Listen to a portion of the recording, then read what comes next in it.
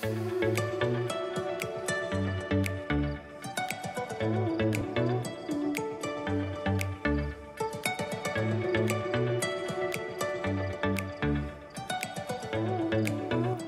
farmasi merupakan bagian dari bidang penunjang pelayanan medis yang bertugas dalam pelayanan kefarmasian di rumah sakit.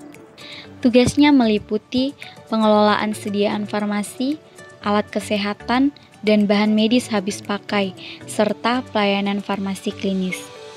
Salah satu pelayanan farmasi klinis adalah pelayanan informasi obat, merupakan kegiatan penyediaan dan pemberian informasi, rekomendasi obat yang independen, akurat, terkini, dan komprehensif yang dilakukan apoteker kepada dokter, apoteker, asisten apoteker, perawat, profesi kesehatan lainnya, serta pasien dan pihak lain di luar rumah sakit. Informasi obat yang baik sangat diperlukan pada terapi jangka panjang. Informasi obat yang diberikan pada pasien sekurang-kurangnya meliputi cara pemberian obat, cara penyimpanan, dan jangka waktu pengobatan. Sebagai tenaga teknis kefarmasian, dalam praktiknya kita sering menemukan pemberian antibiotik sirup pada anak. Atas nama Iwayan Satru.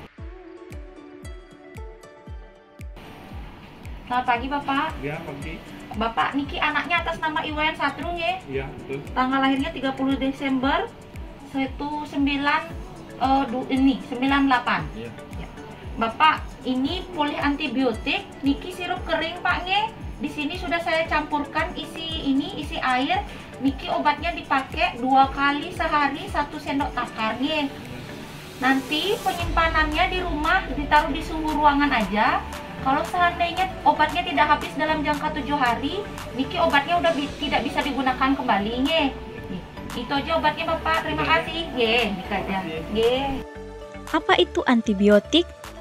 Antibiotik adalah golongan senyawa antimikroba yang mempunyai efek menekan atau menghentikan suatu proses biokimia pada organisme, khususnya dalam proses infeksi oleh bakteri, sehingga sumber infeksi dapat teratasi. Mengapa antibiotik sirup dibuat dalam bentuk sirup kering? Antibiotik dibuat dalam bentuk sirup kering karena banyak zat aktif antibiotik yang tidak stabil jika berada lama di dalam air. Jika zat aktif obat sudah tidak stabil, potensinya membunuh bakteri akan berkurang bahkan hilang. Apa yang terjadi apabila suatu antibiotik tidak diminum sampai habis? Pengobatan antibiotik yang berhenti sebelum sesi pengobatan selesai akan menyebabkan resistensi atau terjadi kekebalan. Akibatnya, bakteri bisa terus hidup dan berkembang biak di dalam tubuh. Langkah-langkah melarutkan antibiotik sirup.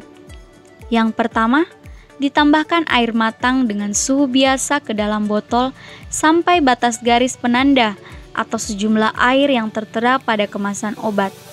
Kedua, setelah ditambahkan air, dikocok terlebih dahulu sampai semua serbuk larut. Berapa lama suatu antibiotik sirup dapat digunakan setelah ditambahkan pelarut? Setelah mengalami pelarutan dengan air, obat hanya bisa digunakan dalam batas waktu tertentu. Biasanya hanya 7 atau 14 hari sejak tanggal obat dilarutkan.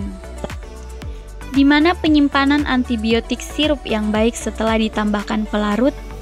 Antibiotik sirup yang telah ditambahkan pelarut sebaiknya disimpan pada suhu ruang atau di bawah 30 derajat Celcius, terlindung dari cahaya, atau disimpan pada suhu kulkas 2-8 derajat Celcius. Mari bijak menggunakan antibiotik. Terima kasih telah menyaksikan video ini. Semoga bermanfaat.